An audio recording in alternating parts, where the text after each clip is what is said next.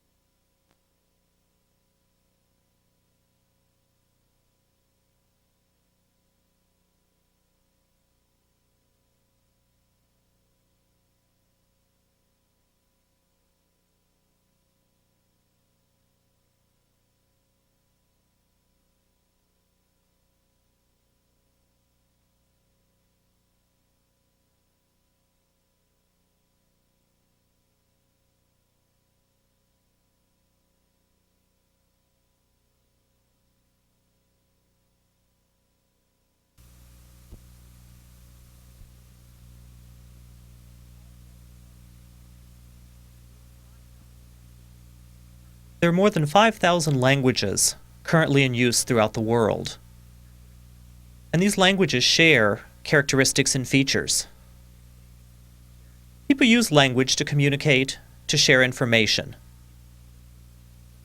There are other communication systems, such as Morse code, semaphore, bird songs, or the dance of honeybees, which share some of the features of language. However, linguistic systems have many more characteristics than these other systems. One shared characteristic is that both use symbols. These other communication systems, such as Morse code, for example, use a series of dots and dashes, or different flags in different positions for semaphore. The dance of honeybees uses body positioning in order to convey information. Languages also use symbols. In English, for example, we can see the written word CAT is a symbol, or the spoken word with the sounds K, A, and T are symbols to represent cat. ASL also uses symbols such as this sign that we gloss as cat. These symbols are also manipulated systematically. Morse code uses a series of dots and dashes in specific sequences to convey information. In semaphore, the positions of the flags conveys information. The honeybees' positioning of their bodies conveys information to the hive. Languages also arrange symbols systematically. We know that the word cat is an appropriate English word, but CWQT is not, because there are no vowels. It does not fit the rules of English. English requires the positioning of consonants and vowels in appropriate sequences. ASL also manipulates its symbols systematically. In the signs maybe and drama, we can see examples of this. The hand shapes are the same on both hands for each sign. We see an alternating movement in both signs. These are examples of the manipulation of symbols. If we look at the signs word and money, we notice that each hand takes a different hand shape. The same in the sign for money. And there are systematic rules for this. There are 7 basic hand shapes in American Sign Language that the non-dominant hand can take, while the dominant hand may take any hand shape in ASL. The non-dominant hand is restricted to the 7 basic symbols, B, A, S, O, C, 1, and 5. In the sign word fits this rule. The non-dominant hand takes the number 1 hand shape. In the sign money, the non-dominant hand takes the B hand shape. So these are examples of the systematic manipulation of symbols. Another shared characteristic between other communication systems and language is that the symbols are both arbitrary and iconic. If we look at the drawing of an arrow pointing to something, we could say that that is an iconic symbol.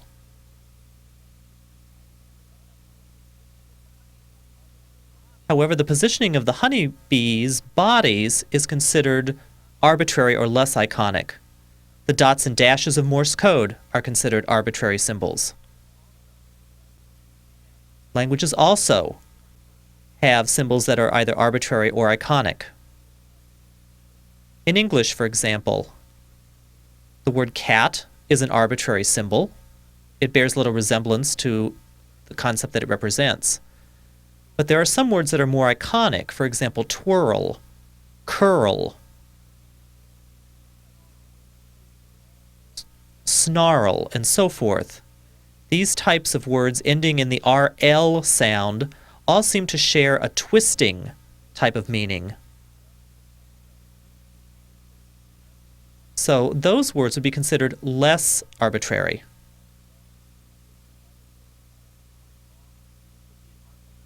The sign wrong would be an arbitrary sign. The sign cat is considered a less arbitrary sign since it bears some resemblance to its referent. Originally an iconic sign, the sign student has lost some of its iconicity over the years. This discussion is that ASL is not simply a language of pictures in the air. Some signs are iconic, but not all of them. The sign student in Italian Sign Language is this, and this is the sign for student in Thai Sign Language. These 3 signs for the same concept student would be considered less arbitrary and somewhat iconic, although the signs used represent different aspects of the concept. Both languages and other communication systems must have a community of users. Languages require people to use them, as well as users of the other communication systems. Semaphore flags would be incomprehensible to people who do not understand the meanings behind the symbols and how they're used. The information of the honeybee's dance conveys information only to members of the hive. Languages require a community of users as well. One person cannot create a language and use it by him or herself. These are the 4 shared characteristics between languages and other communication systems: the use of symbols, the manipulation of the symbols, arbitrariness and iconicity, and a community of users. Languages share many other features that the other communication systems do not. One of these is productivity. Languages can manipulate their symbols in ways to convey an infinite variety of sentences, ideas, and concepts. Other communication systems are much more limited. Now, semaphore theoretically could create an infinite variety of sentences, but it would take a great deal of time. The others, the honeybee's dance, the song of birds, are much more static and limited. Another unique feature to language is the relationship between the symbols is clearly seen.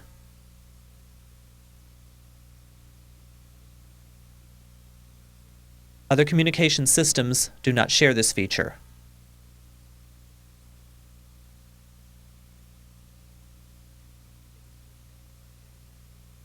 Let's take an English sentence, for example. He sits on the couch. We see the word sits and realize that that relates to he, the person. And we see the relationship between these two symbols. ASL does the same thing. If we look at the sign drive plus the appropriate non-manual, we see the relationship between the two. These non-manual signals have different meanings and affect the base sign drive. In the ASL sentence, the book is on the table, we see the relationship of the book to the table. The idea of location is conveyed through this sentence. Other communication systems do not share this feature. There is no shared relationship of symbols in the dance of honeybees, for example. Another unique feature of language is the creation of new symbols, whereas other communication systems are much more static.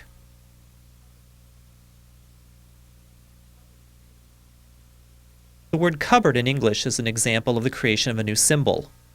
Originally two words, cup and board, the two were combined into one word which has a different meaning now. We think of that as a piece of furniture with shelves that not only hold cups, but can hold sweaters, boxes of cereal, plates, and so forth. Even though it's used for a variety of purposes, we still retain the word cupboard. Languages can also borrow symbols from other languages. For example, the word patio is a Spanish word that has been incorporated into English. And ASL also creates new symbols. For example, the sign brother was originally the two signs boy and the same. Over the years, the two signs have combined to create the new symbol of brother. The sign home was originally the signs eat and sleep. The two signs combined to give us the new symbol home. ASL also borrows symbols from other signed languages. The ASL sign for Italy has been replaced by the sign used by deaf Italians. Now, as I said, these other communication systems do not create new symbols or borrow from other symbols. They're static and limited in scope.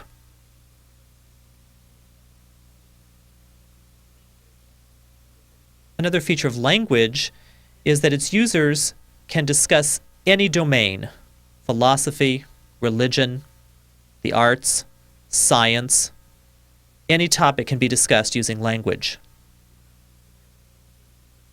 This is not true for the other communication systems. The dance of honeybee simply conveys the location of food to the hive. The songbirds simply use their songs for mating purposes and so forth. So the domains for information sharing are limited in these other systems. Languages can also be analyzed, and its symbols can be broken down into their constituent parts. The symbols in other communication systems cannot. For example, in English, the word cat can be divided into the symbols k, a, and t, which when combined form the English word cat. The sound s can be added to create the plural cats. Each of the individual sounds k, a, and t have no individual meaning, although the s does carry meaning. The same can be said of ASL. Signs have parts.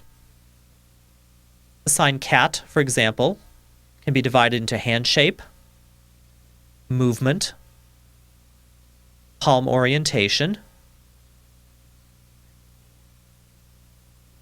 and location. So each sign can be divided into its parameters. Symbols in the other communication systems cannot be so analyzed.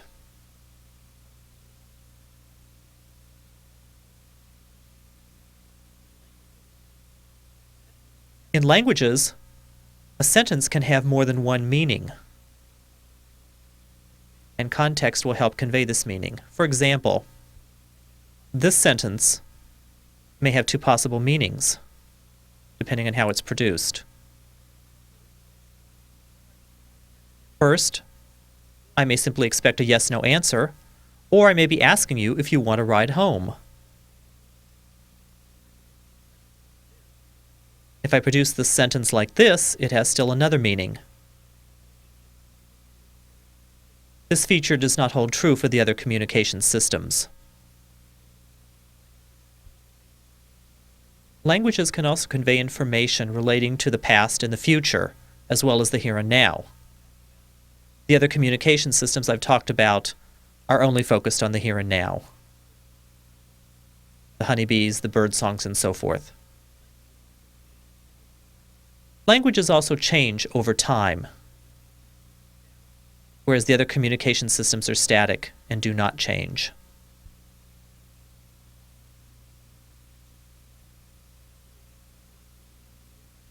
People use language to communicate and to exchange information. A parent and a child can communicate. A girl and a boy can communicate with each other.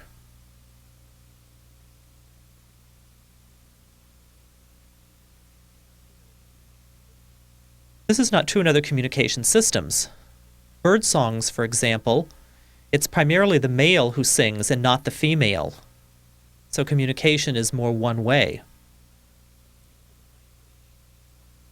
Users of a language can also monitor their language use and can self-correct if they make a mistake in what they want to say.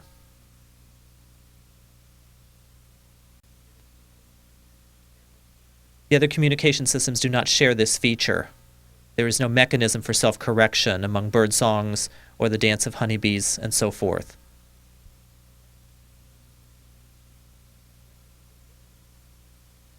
Languages are learned by members of the community. Children imitate what they hear or see and develop their language in this way. Bees, on the other hand, their communication system seems to be innate and is not learned from other members of the community.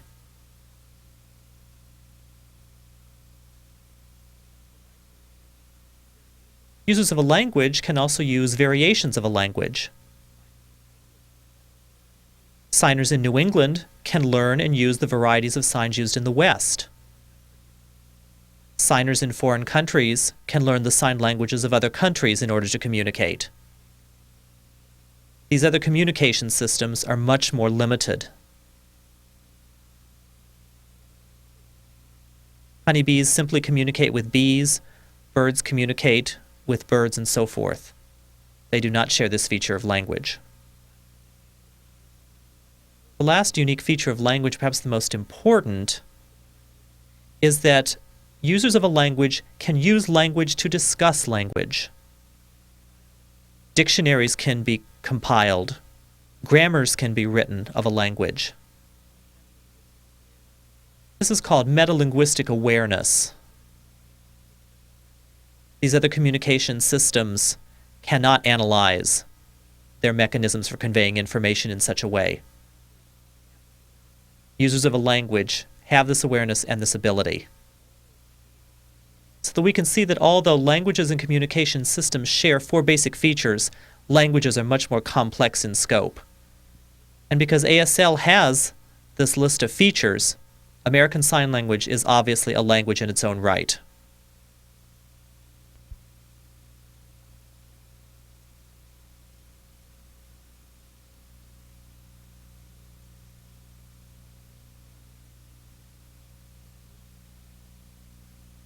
Linguistics is the branch of science that analyzes language into four domains: phonology, morphology, syntax, and language use.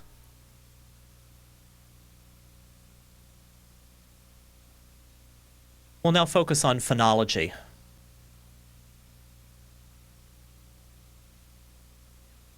Phonology is the analysis of the smallest unit possible.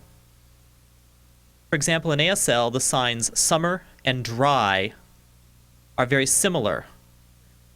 They share parameters but differ in one. The hand shapes are the same. The movement is the same. The palm orientation is the same. Only the location of the sign differs. The purpose of this difference is to show contrast and the meanings of the two signs. Another example are the signs red and cute, where the difference is hand shape. The other parameters are the same. The signs train and short share the same parameters, except palm orientation. Sit and chair share the same parameters, except movement.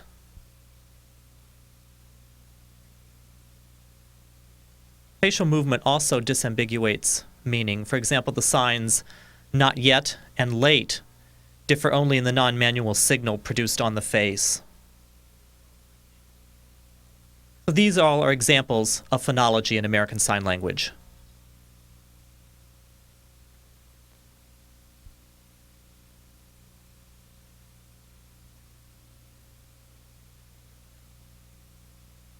In the early 1960s, a linguist by the name of William Stokoe attempted to divide signs into constituent parts. At that time, it was felt that signs were whole units and unable to be analyzed. But Stokoe discovered three parameters for signs: location, hand shape, and movement. Stokoe also devised a notation system to record the parameters of each sign. Stokoe also felt that the parts of signs were produced simultaneously, in contrast to spoken languages whose parts were produced sequentially.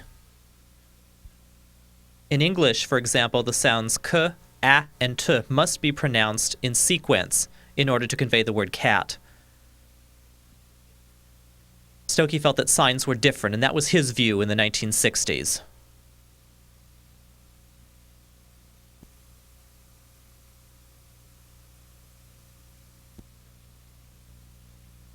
Stokoe continued to develop his notation system and to record American Sign Language signs, and was later joined by other linguists who began to analyze American Sign Language. But there were some problems inherent in Stokoe's system. In his system, the signs heaven, sign, and children are all notated as being made in neutral space. But specifically where the signs are articulated is not clear in his system. Clearly the signs are made in different places, but his system is not specific enough to describe that. The signs give, number, and none he noted as all being made with the same hand shape, whereas they actually are variants of hand shape. The sign give has a flattened hand shape. The sign number has a little more full hand shape, and none takes the 0 or O hand shape. Stokoe also felt that the parts of the sign congress were produced simultaneously, but we see that the hand must first touch one shoulder and then the other, so in effect it is sequential. The same with the sign understand. It's not produced simultaneously. The hand must first take the S hand shape and then the one hand shape. However, his system could not account for the difference between the one-handed sign die and children. He had only identified three parameters, but later identified a fourth, that of palm orientation, as the distinctive feature between signs like children and die. His system was also not specific enough to distinguish between the variants of the sign deaf. He did not indicate the first and second points of articulation. With the sign admit, Stokes' system does not allow for the sequence of non-manual signals. It begins with pursed lips, which open as the hand moves away from the chest. Current thinking now is that signs are produced sequentially, not simultaneously, as Stokes had originally envisioned. This is another example of a feature of spoken language that ASL shares.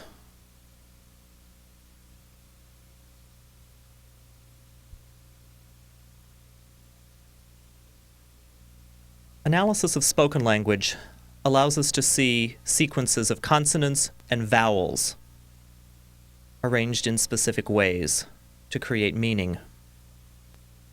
Analysis of American Sign Language reveals sequences of holds and movements arranged in specific ways to create meaning. This sequence will talk about how we notate these movements. The sign always or something has no hold. It's simply noted as M for movement. We can also notate the other parameters, the hand shape, the location, the palm orientation, the non-manual signals, which gives us a very specific way of noting this sign. The sign for color has no movement. Although the fingers wiggle, this is termed internal movement, but the hand and the arm basically stay still. We see the same pattern in the sign study. We call this a hold. We note the different parameters of the signs and call it hold. Another pattern is movement hold, such as in the signs my, no, and sit. Hold movement hold is another pattern, as in the signs improve and powerful. Noting a two-handed sign, we need to make a distinction between the dominant hand and the non-dominant hand. The notation of the features of the dominant hand are written above those of the non-dominant hand. Some signs are produced in movement, movement, hold, such as school and paper. Spoken languages use a sequence of consonants and vowels. American Sign Language uses a sequence of movements and holds. Again, parallel structures.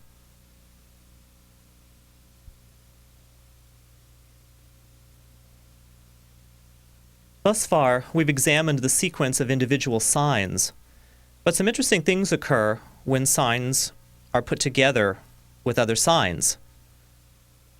We see variance in these signs, and this has led to the discovery of 4 features which we call phonological processes.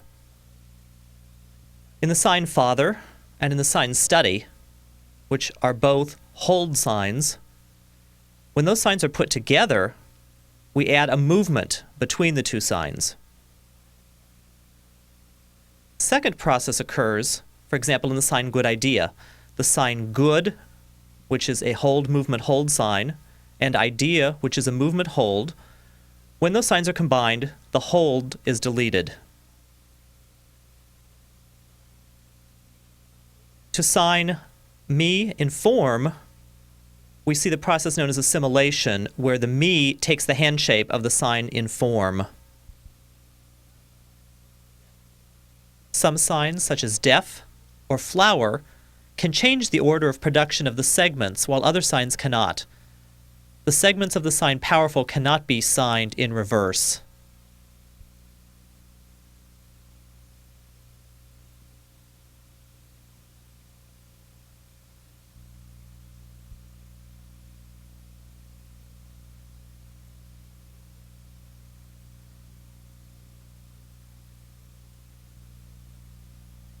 We've concluded our study of phonology, and will now turn our attention to morphology.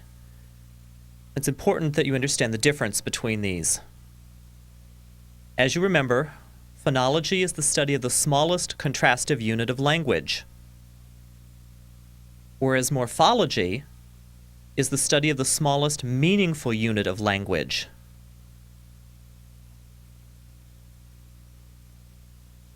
An example of morphology can be seen in the signs sit and chair, which have a different movement.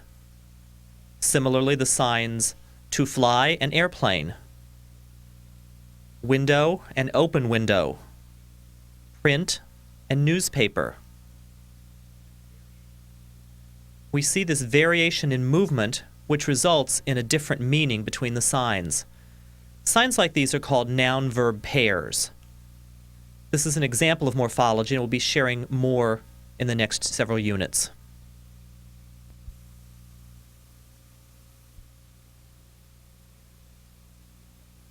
In Unit 2, we saw one way that ASL creates new signs by deriving nouns from verbs. This unit will focus on another way that ASL creates new signs. If we look at the sign for sister, we see that its derivation is two signs, girl and same, which over time have come together to create the new sign. The sign look like comes from the signs face, the same, and have combined to create a sign with a slightly different meaning. Similarly, the sign mention, derived from the signs say and name, have led to a new sign with a different meaning. Also, the sign resemble, from the original signs face, strong. The two signs good enough have come together to create a new sign meaning barely adequate. This process is called compounding, and its purpose is to increase the lexicon of the language.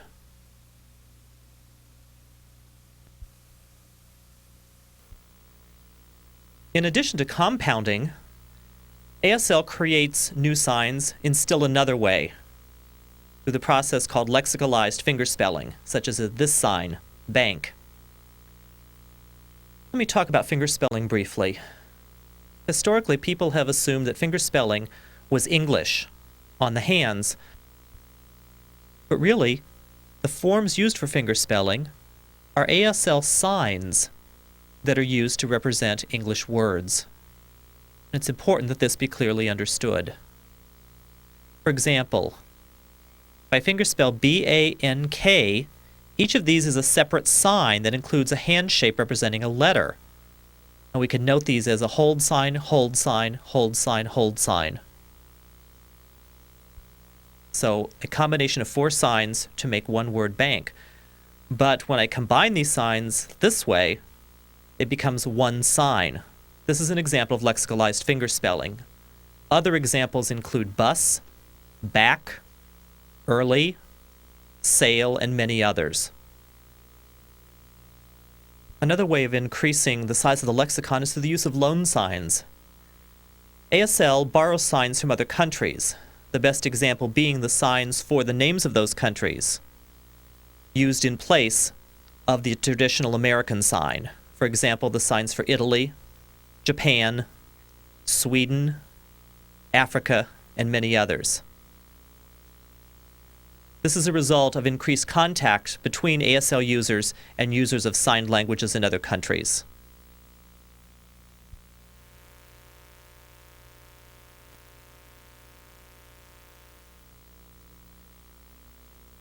So far, we've been looking at signs with one basic meaning when divided into their constituent parts. Another category of signs can be divided into constituent parts where more than one meaning is inherent. A good example of this is numeral incorporation. We look at the signs 1 week, 2 weeks, 3 weeks, and so forth, up to 9 weeks. We see that the number hand shape changes while the base sign week remains the same. If we were to notate this sign, we would analyze it as hold, movement, hold, with the number 1 hand shape. 2 weeks, we would change and use the number 2 hand shape, the 3 hand shape for 3 weeks, and so on. We see that this change in hand shape results in a change in meaning. The base sign week remains the same, but the number of weeks is different. So these two parts of the sign may be termed morphemes. A morpheme is the smallest unit of language that carries meaning. Therefore, 3 has a specific meaning of 3 weeks when combined with the base sign for week.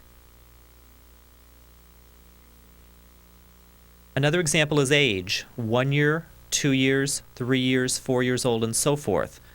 Again, a hold, movement, hold sign where the number hand shape changes while the base sign remains the same. Again, the signs for age are considered to be two morphemes. Money, $1, $2, $3, and so forth up to 10. The base sign dollars remains the same, but the numeral hand shape changes. Each of these signs is a morpheme that combines to create a single sign. Another interesting category of signs includes such signs as awkward or lousy, where the hand shape resembles the number 3 but carries no numeral value. But in 3 weeks, age 3, and $3, the hand shape has a specific meaning and is considered a separate morpheme.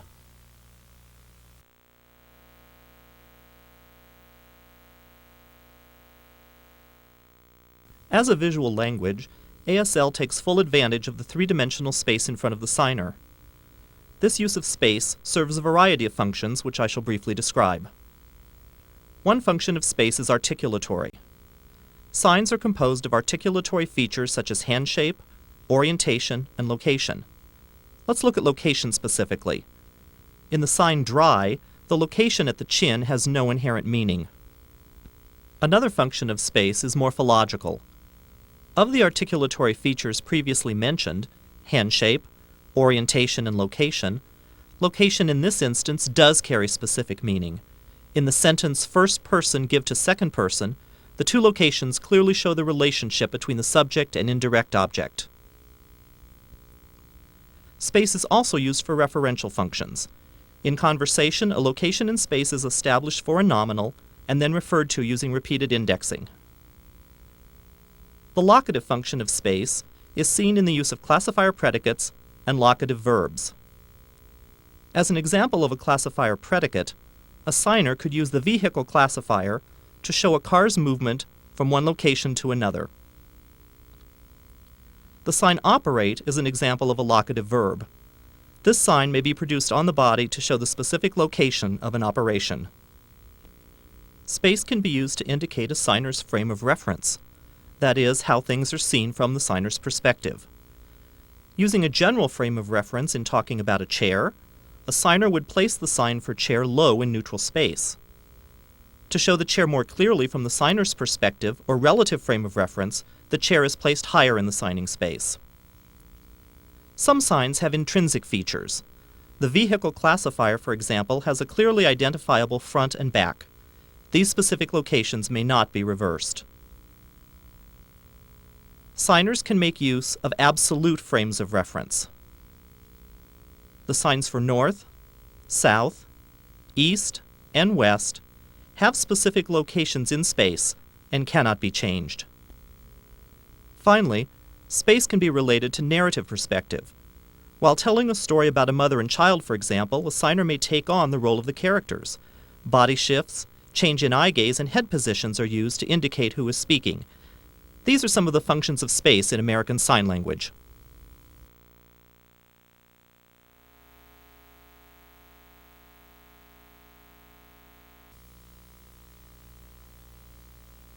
We've talked a lot about hand shapes and their meanings in ASL, and movements and their relationship in ASL. Now we'll focus our attention on location. Location serves many functions in American Sign Language, but we'll be discussing one type here, called classifier predicates. But first we need to define what we mean by predicate, and I'll use an example from English.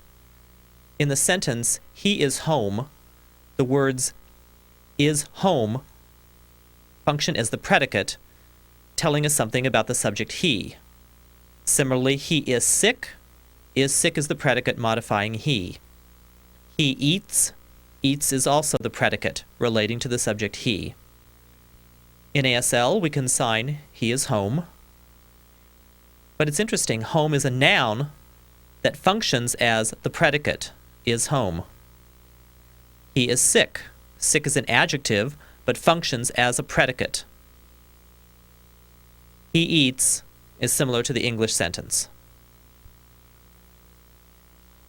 Classifiers are different types of signs. For example, we have a vehicle classifier, which can represent a bicycle, a motorcycle, a car, or a bus. This classifier can represent a child, a man, a woman, or a person. This classifier can represent buttons, coins, and so forth. And these signs have specific functions. And now if we look at classifier predicates, we see that they have two basic parts, movement roots and hand-shaped morphemes. Let me show you some examples of movement roots.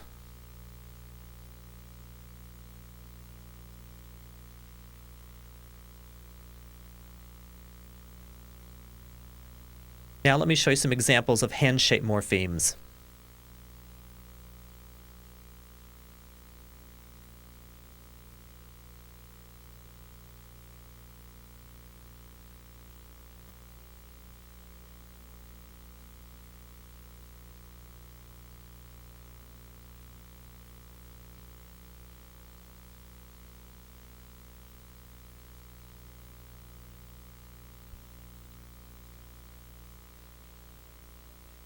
Now when these two parts combine, the result is a classifier predicate such as car drive by, where location is specified, or dipping out of a container with a spoon. Classifier predicates contain important location information in ASL signs. For example, the book is on the table. The information about where the book is inherent in the sign. Classifier predicates really allow the language to be productive. Some people thought that these signs were merely gestures, but classifier predicates have specific rule-governed structure and function in American Sign Language.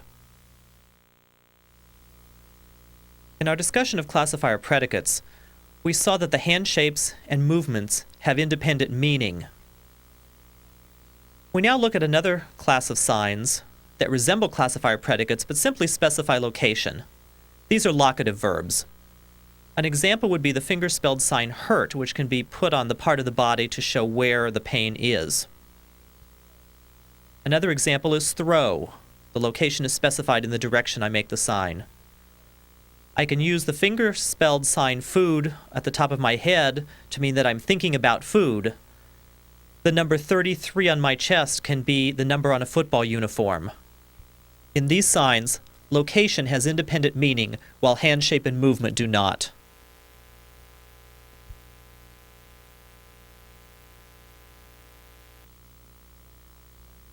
Although we've discussed classifier predicates in a previous unit, there's a special category of classifier predicates, which are called predicates of perceived motion, signs that show movement, a car driving by, a person walking by, a surface passing under a vehicle, and so forth.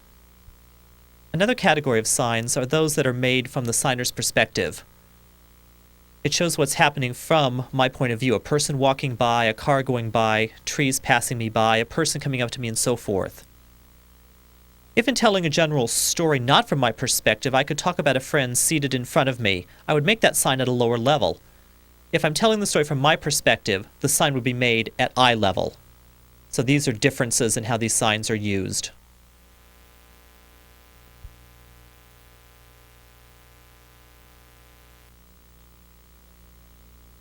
To continue our discussion of location and how such information is included in ASL signs, we look at another category of signs, this time subject-object-verb agreement. In the sentence I give to you, the subject and object are specified in the location of the sign, not in the movement. Here's some other examples.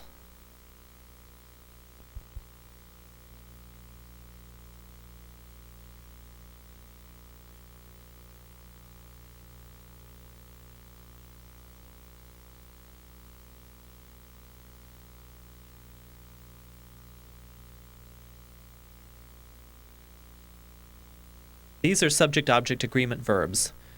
There's another category of verbs that we call plain verbs, which do not specify subject-object information. For example, the sign punish. There is no information in the sign about who is punishing whom. That must be added with specific pronoun signs. Another example is the sign for love, which again cannot specify subject-object agreement. So an ASL has two categories of verbs, plain verbs and subject-object agreement verbs.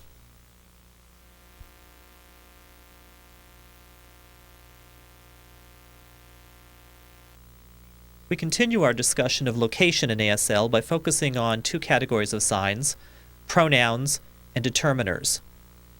Examples of pronouns include you, me, he, the two of us, the three of us, the four of us, and so forth. If I'm telling a story and say that my brother told me something, and I can use this pointing sign to represent my brother. This is an example of a pronoun. ASL has another type of pointing sign called a determiner that functions a little bit differently. Determiners must occur with nouns. In the sentence, "The boy is silly," I add this determiner, which relates to the noun boy. I can also sign the sentence this way, or the determiner can be produced simultaneously with the sentence, "The boy is silly." Determiners and pronouns are other ways of conveying location information in ASL.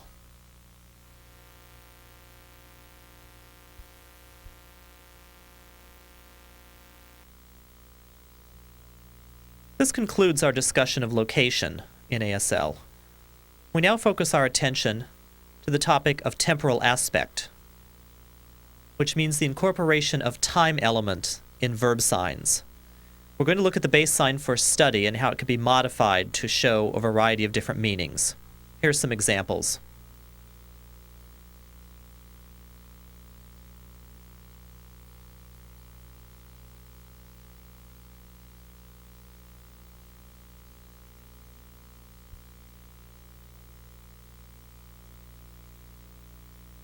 We see that these different movements convey different meanings in the sign. The base sign for study does not move. We would call that a hold sign. But when we inflect the sign for temporal aspect, it becomes a movement sign, or a movement hold sign, depending on the structure. So we see that temporal aspect is conveyed through the change of structure of the base sign.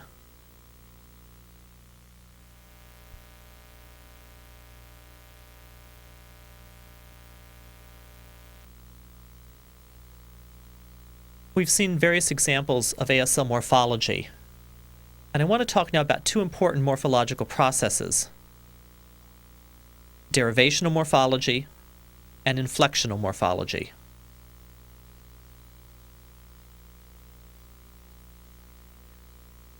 The sign chair is derived from the verb to sit.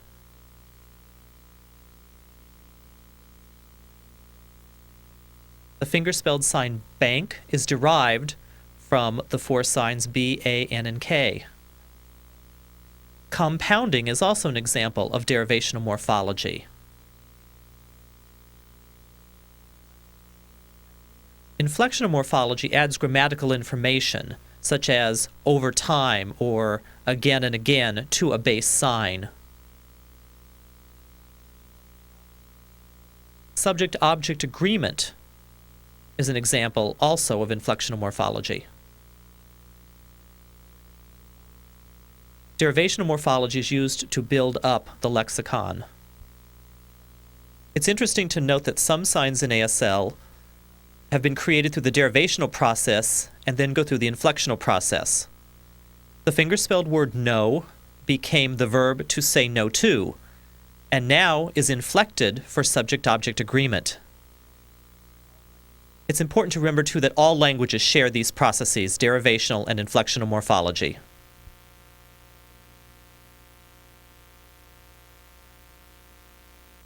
Our final unit focuses on time in ASL.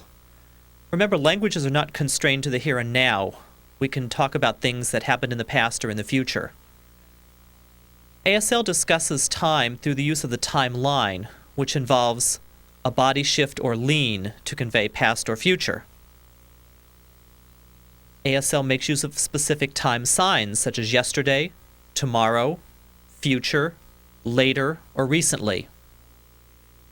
Time can also be conveyed through numeral incorporation, as in the specific signs for numbers of weeks, numbers of months, numbers of years, and so forth. Habitual time can also be expressed. For example, I work Mondays, Wednesdays, and Fridays. I go to the club on Saturdays. I go bowling every other Monday. All of these convey time in American Sign Language.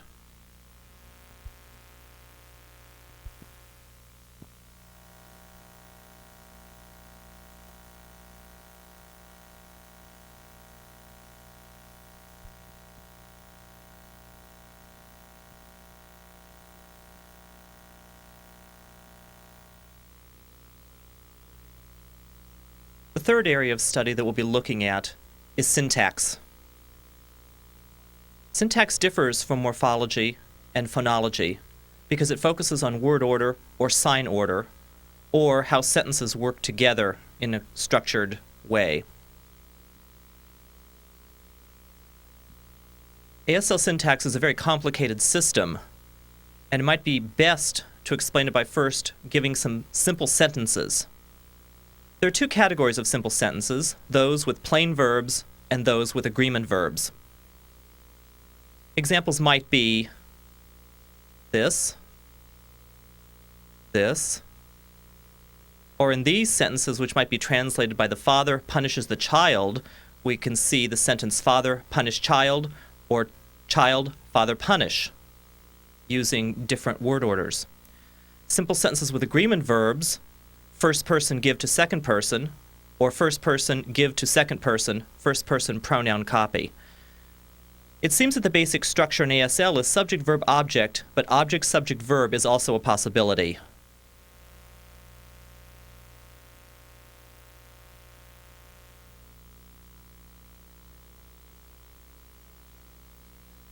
As I said, ASL syntax is a very complicated system, and non-manual markers help differentiate sentence types. Here are some examples.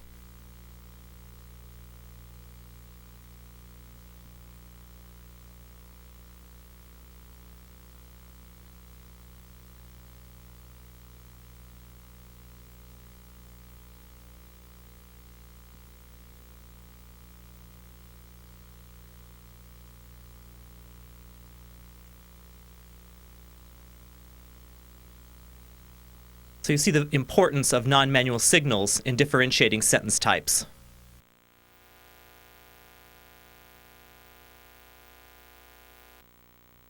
At first, when learning ASL, it's important to understand what an ASL sentence is. Once you're comfortable with that concept, we can analyze each of the individual signs by looking at their function in the sentence. Do they function as nouns, as predicates, as adjectives? By identifying their functions, we can identify the lexical categories to which the signs belong. There are two types of lexical categories: major and minor. Each of these has various examples that we'll be looking at next.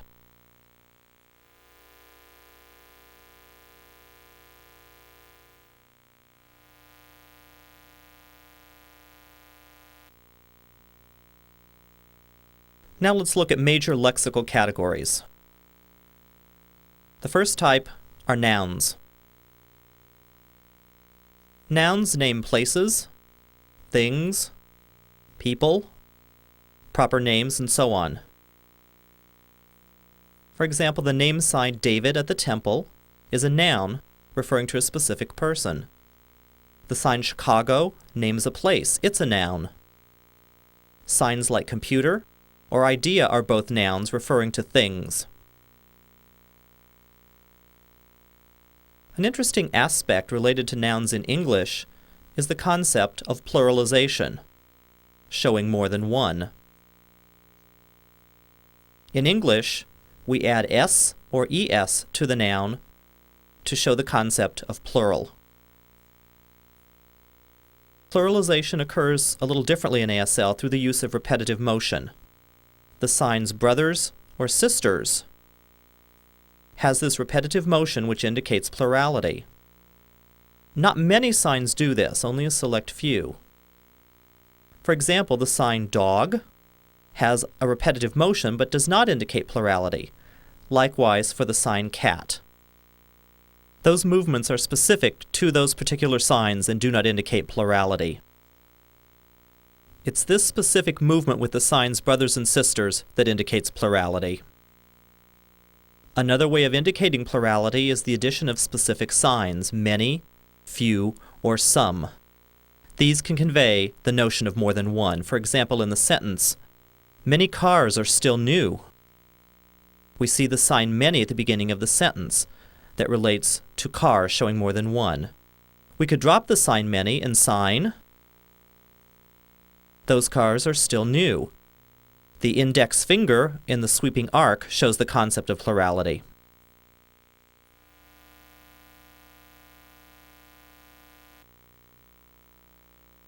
We've talked about nouns. Now we'll look at predicates, which I will abbreviate PRED. Predicates tell us something about the subject of a sentence, and all languages include the concept of predicates. ASL is no exception. In ASL, verbs, adjectives, and nouns can function as predicates. I'll give you some examples now. We'll look at a verb functioning as a predicate. Pro 3, play. Play is a verb, but in that sentence it functions as the predicate. Another example of a noun predicate. The boy is home. Home is a noun, but in that sentence it functions as the predicate. With an adjective, the house is yellow. Yellow is an adjective, but in that sentence it serves as the predicate. The yellow house is old. In this sentence, yellow is an adjective and functions as such. Old is an adjective, but functions as a predicate. In the sentence, the small dog is sick, small is an adjective, as is sick, but it functions as a predicate.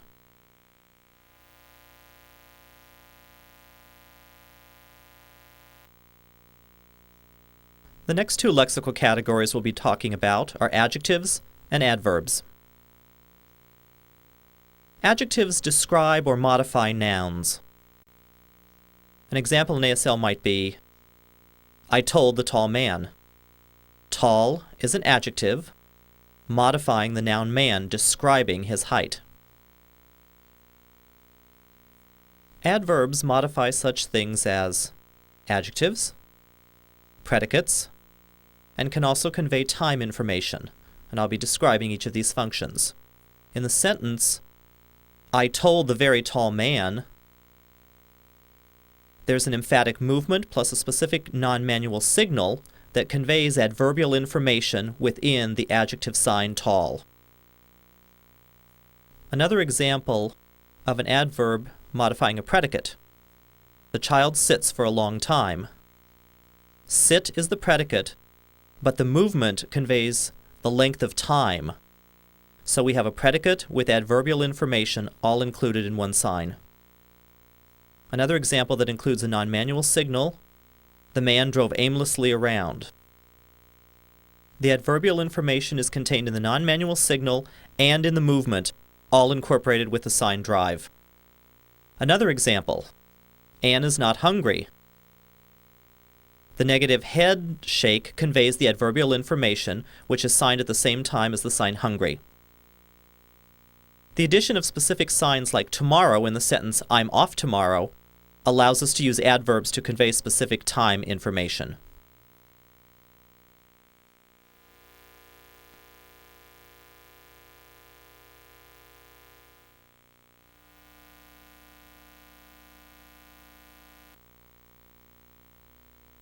We've concluded our discussion of the major lexical categories.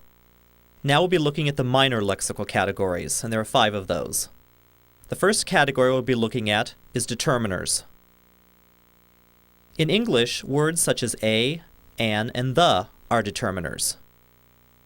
ASL uses determiners, although in a little different way. For example, in the sentence, the girl took off, the index finger conveys information about a specific girl. It's a determiner. In the sentence, the man is silly, again, the index finger conveys information about a specific person. It's a determiner.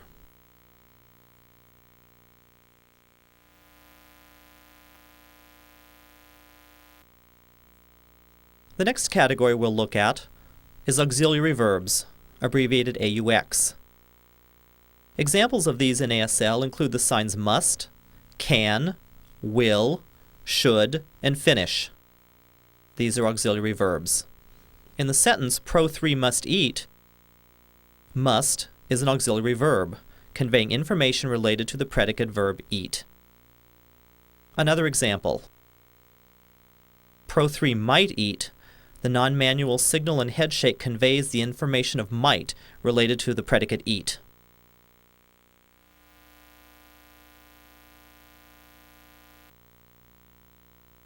Our next category is prepositions, abbreviated PREP. English examples include the words under, on, above, and off. These are English prepositions. ASL uses prepositions, although in a little different way. Classifier predicates can function as prepositions. Let me give you an English sentence and contrast it with an ASL sentence. In English, my friend walks by. The preposition is by. In ASL, that same concept would be signed like this, where the movement of the sign walk conveys the starting and ending points. Agreement verbs can convey prepositional information. In an English sentence such as, John gives something to Anne, the word to is the preposition. In ASL would be signed like this, Anne, John give to. The concept of to is incorporated into the movement of the sign give. An index finger can also indicate prepositional information. In English we might say, he lives in Chicago. In is the preposition. In ASL we would sign it Pro 3 live index Chicago. The index conveys the prepositional information in.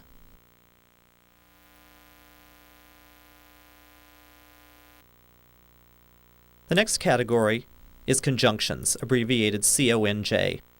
In ASL, these are signs such as but, understand, or plus. Let's look at some examples now. Pro 3 brings the TV, the shelf plus the sofa. Whether the play is sad or happy is unimportant. You must pick the red table or the red chair. You can go to the store if you help Mother first.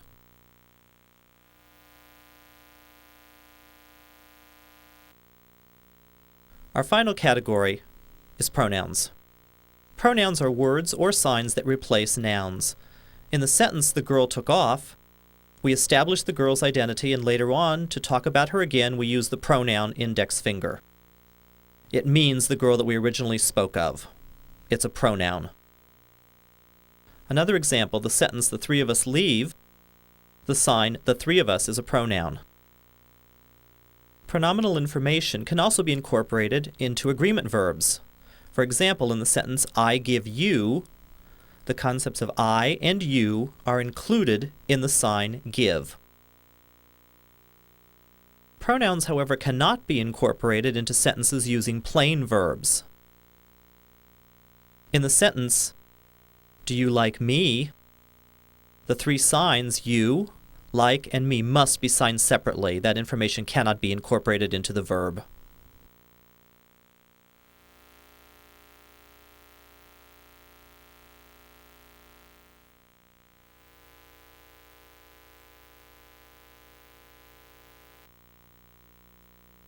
We've been talking about the phonology, morphology, and syntax of ASL.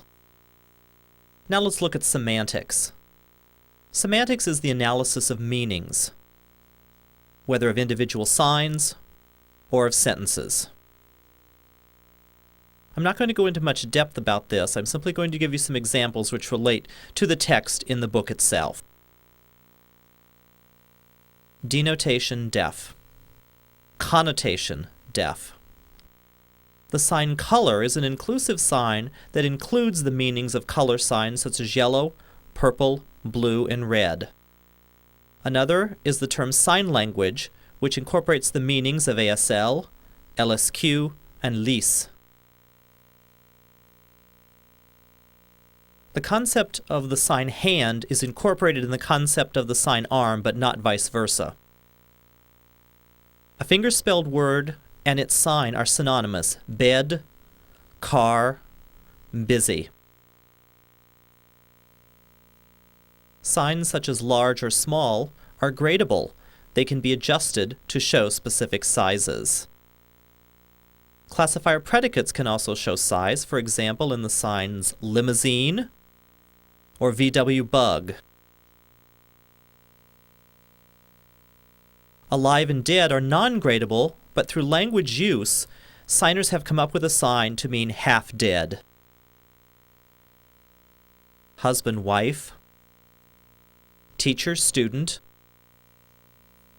depressed, tired, disappear, thrill, happy, appear. Linguistics fall into. Ideas depleted. Feeling, excitement, depressed, pity, sensitive, sick. Not, deny, refuse, blame, suffer.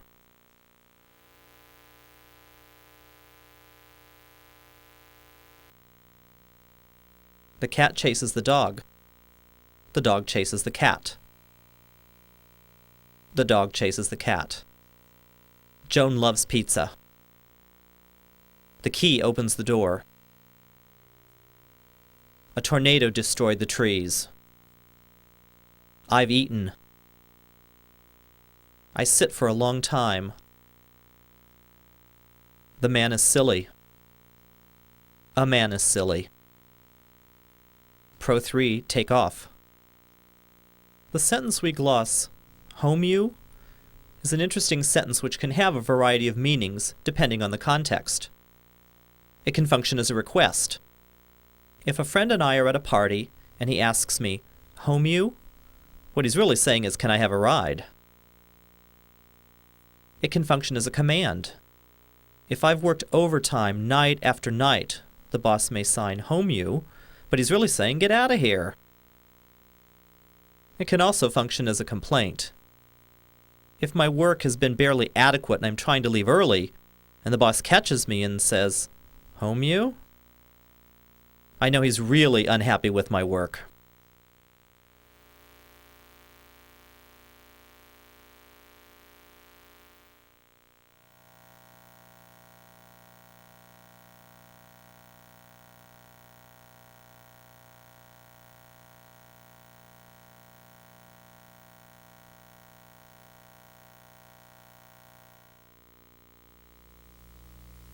Up to now we've discussed ASL phonology, morphology, and syntax, and examined some of the basic structures.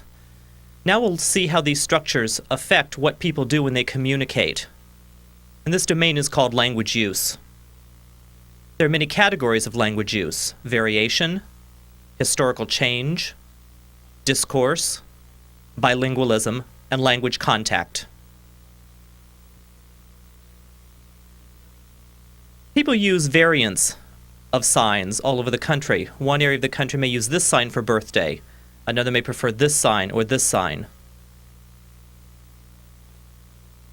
White signers sign differently from black signers. Some examples are boss, school, and flirt, as done by white signers, and in this way by black signers. Signs change over time. Cow was originally a two-handed sign, but over time has become one-handed.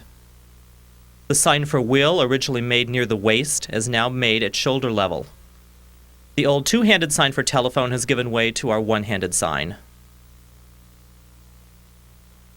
Discourse can occur in a variety of situations. Discourse can be monologic, dialogic, or can occur in a group setting.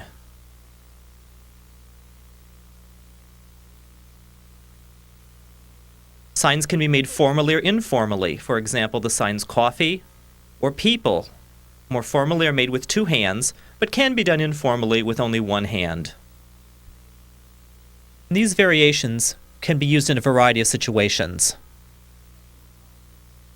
Deaf people are, to a certain extent, bilingual in both American Sign Language and English.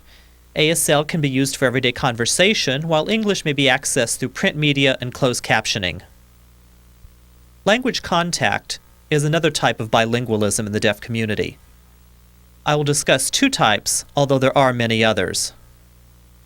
As I've already mentioned, ASL borrows from other signed languages in order to increase its own lexicon. A second type of language contact occurs when ASL users interact with English users, giving rise to a third system. These are some of the many aspects of language use in American Sign Language.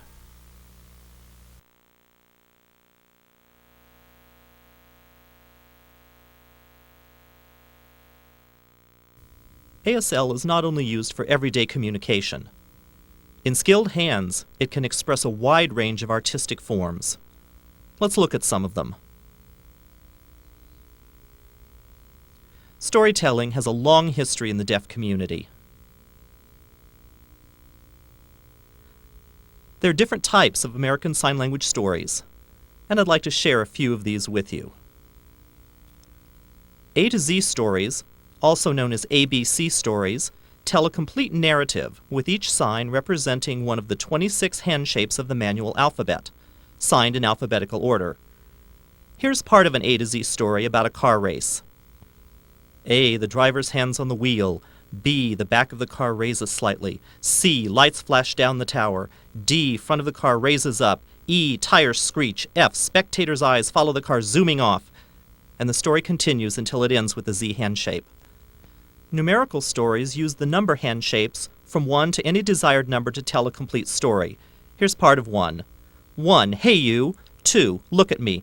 3, that's lousy. 4, you made that up. And so on to the number 11, ending with got it? A complete story told with the numbers 1 to 11. Stories can also be told exclusively with classifier predicates. A vivid visual description of a car can be created with classifiers. The various hand shapes describe the car's body, its tail fins, tail lights, rims, and so on. A complete picture of the car is painted in the mind's eye of the viewer. This is a very rich, creative art form. Another example of an ASL art form is percussion signing. A performer signs in a very rhythmic style, often accompanied by a bass drum beating out the rhythm. When an instrument is not used, the audience often gets involved, providing the rhythmical accompaniment for the performer. This is a relatively new art form, which began at Gallaudet University football games in the 1940s. To the beat of a drum, students have used percussion signing through the years to cheer their team on. More recently, percussion signing was seen during the Deaf President Now events at Gallaudet in 1988. ASL is also used extensively in the field of drama. Students often study drama at schools for the deaf. Skits, or full-length theatrical productions, are often performed at deaf clubs. There are professional theater groups, such as the National Theater of the Deaf, which enjoys a worldwide reputation. Additionally, deaf-related productions are performed by local theater groups and colleges and universities.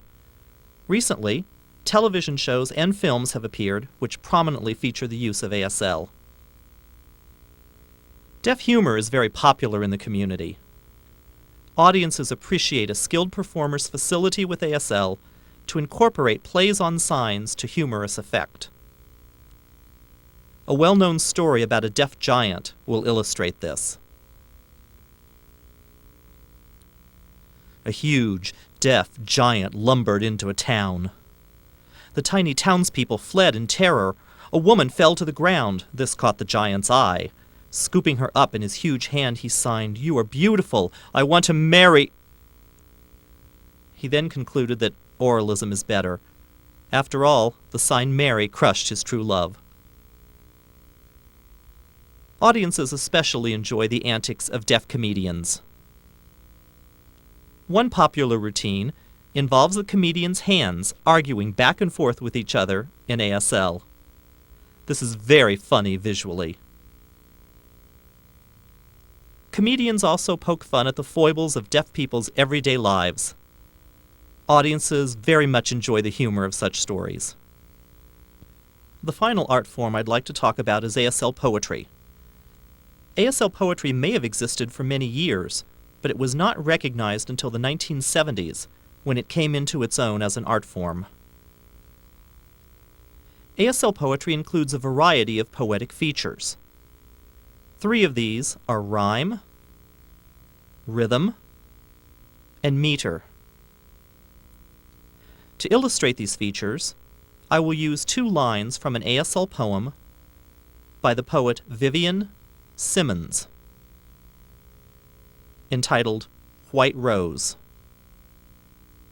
This is not the full poem, but simply 2 lines. Chatting, flowers everywhere, humble rose out there. Colorful flowers everywhere, white rose out there. We can see examples of each of these features. Rhyme is shown through the repetition of the number 5 hand shape. Rhythm is indicated by the repetitive movement paths which the signs follow.